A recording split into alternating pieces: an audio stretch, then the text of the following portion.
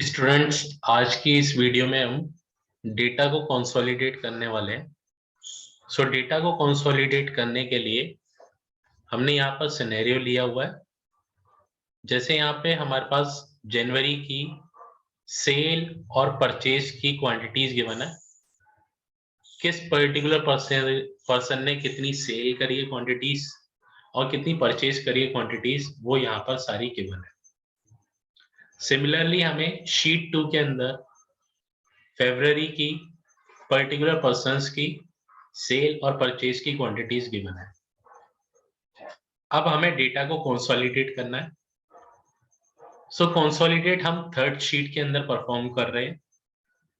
Third sheet add करने के लिए हमें, जहां पर ये आपकी शीट्स अवेलेबल होती है, इसी के पास में हमें क्लिक करना होता है, लेफ्ट क्लिक। जैसे ही आप लेफ्ट क्लिक करेंगे तो आपका insert sheet dialog box appear हो जाएगा। अब हमें जो पोजीशन है शीट की, वो हमारी आफ्टर करंट शीट कर देते हैं। मींस शीट 2 के बाद हमारी शीट इंसर्ट हो, और शीट का नेम जो भी आप रखना चाहें यहाँ से रख सकते हैं। करंटली मैं शीट 3 ही रख देता हूँ और यहाँ पे हम ओके पे क्लिक कर देते हैं।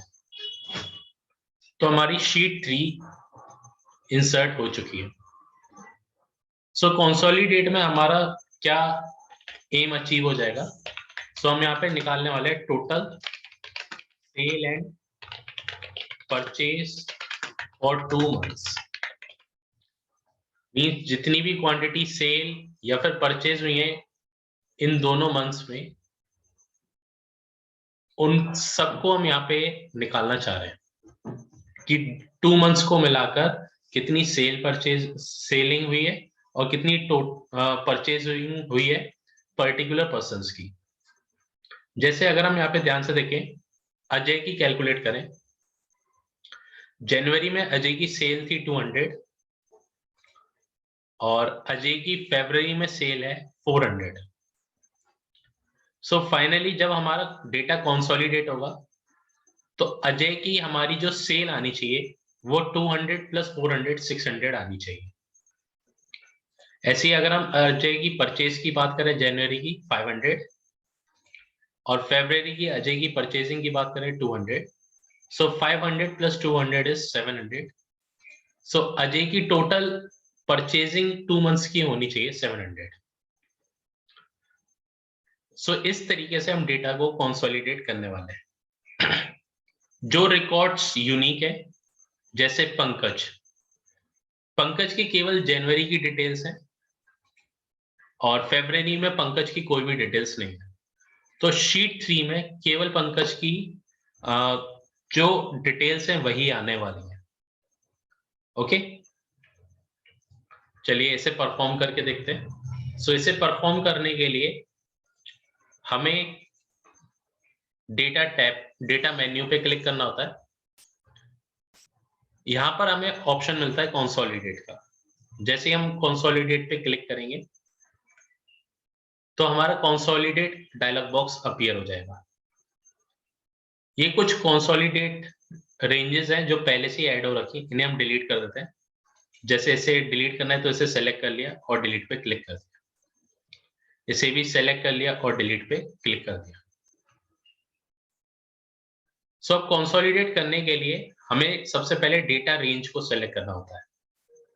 यहाँ पे हम क्लिक कर देते हैं, यहाँ पे हमारा कर्सर ब्लिंक कर रहा है। अब हमें डेटा रेंज को सेलेक्ट करना है तो हम शीट 1 पर जाते हैं और यहाँ पर हम ड्रैग एंड ड्रॉप कर लेते हैं। दोबारा से सेलेक्ट करते हैं, नेम से लेकर परचेज। हमने नेम मीन्स A3 से लेकर C8 तक सिलेक्शन परफॉर्म करा है शीट 1 में। तो ये देखिए हमारी फर्स्ट सोर्स डेटा रेंज आ चुकी है और अब हम इसे ऐड कर लेते हैं। जैसे ही हम इसे ऐड करेंगे तो वो यहाँ पे कंसोलिडेशन रेंजेस के अंदर ऐड अप हो जाएगी। अब हम शीट 2 पर जाते हैं, फिर से next source data range select करते हैं। हमें फिर से ड्रैग करना है, तो हमने नेम से लेकर फिर से यहाँ तक रेंज को सेलेक्ट कर लिया है। मीन्स शीट 2 के A3 से लेकर C8 तक हमने रेंज को सेलेक्ट कर लिया। और इसे ऐड करने के लिए हम ऐड पे क्लिक कर देते हैं। सो हमारी कंसोलिडेशन परफॉर्म हो चुकी है, मींस रेंजेस सेलेक्ट हो चुकी है। अब हमें कंसोलिडेशन परफॉर्म करना है तो हमें शीट 3 पर जाना है। अब हमारे जो भी रिजल्ट्स हैं वो हम कहाँ पे कॉपी करना चाहते हैं तो उन्हें हम सेलेक्ट कर लेते हैं। जैसे यहाँ पे मैं सेलेक्ट कर लेता हूँ, हमारा जो कॉपी रिजल्ट आया वो हमारा शीट 3 के A2 सेल से स्टार्टिंग हो। अब जो हम कंसोलिडेशन करना चाहते हैं, हम उस पर कौन सा ऑपरेशन परफॉर्म करना चाहते हैं। हमें टोटल सेल और परचेज निकालनी 2 मंथ्स की, तो हमें मींस एडिशन करना पड़ेगा, इसलिए हम यहाँ पे फंक्शन यूज कर रहे हैं सब। आप यहाँ पे अदर ऑपरेशंस भी परफॉर्म कर सकते हैं, आप काउंटिंग परफॉर्म कर सकते हैं, एवरेज निकाल सकते हैं, मैक्सिमम निकाल सकते हैं, मिनिमम निकाल सकते हैं। ये सारे आप फंक्शंस अप्लाई कर सकते हैं ड्यूरिंग कंसोलिडेशन। लेकिन राइट नाउ अभी हमें क्या करना है, सेल और परचेज की टोटलिंग करनी है, तो हम यहाँ पे सम फंक्शन का यूज करते हैं और हम मोर पर जाते हैं। अब यहाँ पे लिखा हुआ है consolidate bye.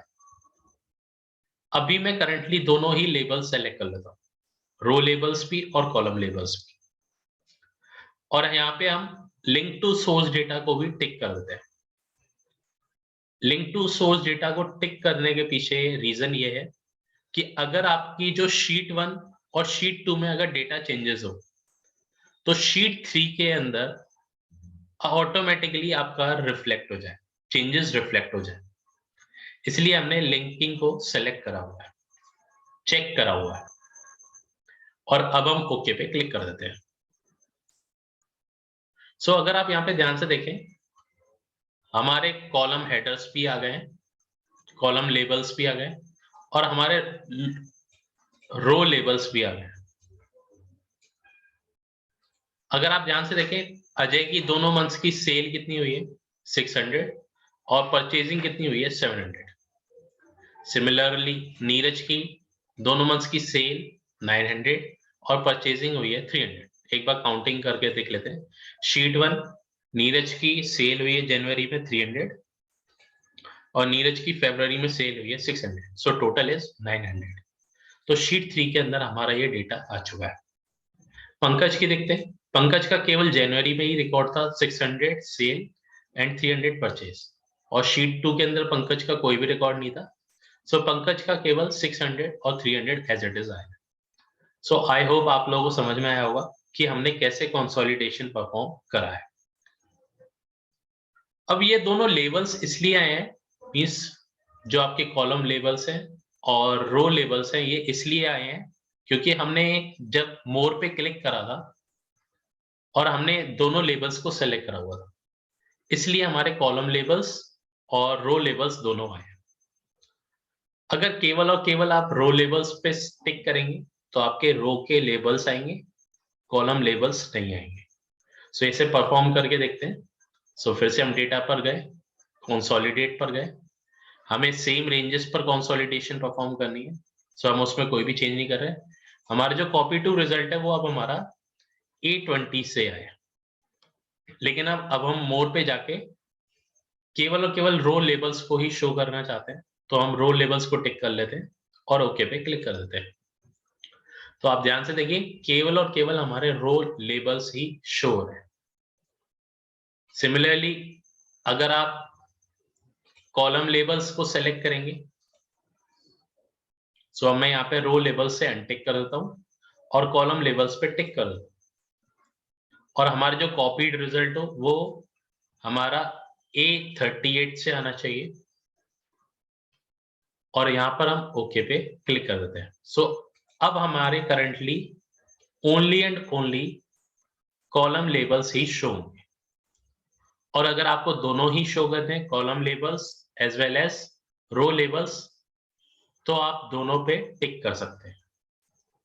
So I hope आप लोगों को समझ में आया होगा कि कंसोलिडेट कैसे परफॉर्म करते हैं, और कंसोलिडेशन के ड्यूरिंग आप कौन कौन से ऑपरेशंस मींस कौन कौन से फंक्शंस परफॉर्म कर सकते हैं। सो ये सारे फंक्शंस हैं जो कि आप कंसोलिडेशन में परफॉर्म कर सकते हैं। और आपको यहाँ पे याद ये रखना है कि जब भी आप कंसोलिडेशन परफॉर्म करें तो आपके रो लेबल्स और कॉलम लेबल्स वाली रेंजेस सिलेक्टेड होनी चाहिए, तभी आपका कंसोलिडेशन परफेक्टली परफॉर्म होगा, अदरवाइज वो परफेक्टली परफॉर्म नहीं होगा। सो आई होप आप लोगों को समझ में आया होगा कि कैसे हम कंसोलिडेशन परफॉर्म करेंगे। सो आज इस वीडियो में हम यहीं तक रखते हैं। So thank you.